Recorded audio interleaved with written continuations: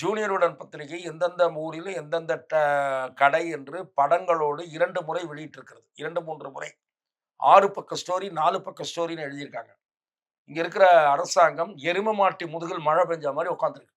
இத கவலைப்படவே இல்ல. என்ன வேணாலும் சொல்லிக்கோ, எங்களுக்கு வேண்டியது கல்லா கட்டணும் அப்படின்ற மாதிரி.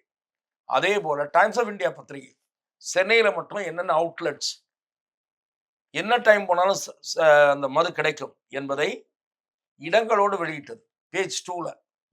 பேஜ் 1லயும் வெளியிட்டது, 2லயும் வெளியிட்டது. நான் கேட்கிறேன், இந்த அரசாங்கத்திற்கு கொஞ்சமாவது சொரணை வேண்டாமான்னு கேட்கிறேன். உரைக்க வேண்டாமான்னு கேட்கிறேன். ஒரு சமூகத்தையே பாழடித்து விட்டு, அதுல வந்து இல்லிசிட் லிக்கர் இருக்கு, அதிகாரபூர்வமான லிக்கர் இருக்கு. அதிகாரபூர்வமான லிக்கர் அதிகாரபூர்வமற்ற நேரத்தில் விற்கப்படுவதால் கிடைக்கக்கூடிய பணம், இல்லிசிட் லிக்கர் விற்கப்படுவதால் விற்கக்கூடிய பணம், இதெல்லாம் ஆளுங்கட்சி போலீஸ் எல்லாம் பங்கு போட்டுக்கிறாங்க.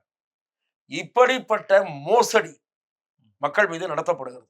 ஒரு பெரிய சமூகத்தை பாழடித்துக் கொண்டிருக்கிறீர்கள்.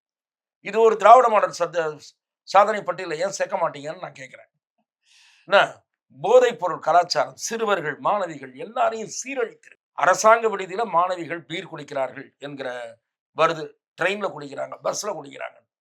கேவலமாக இல்லையா?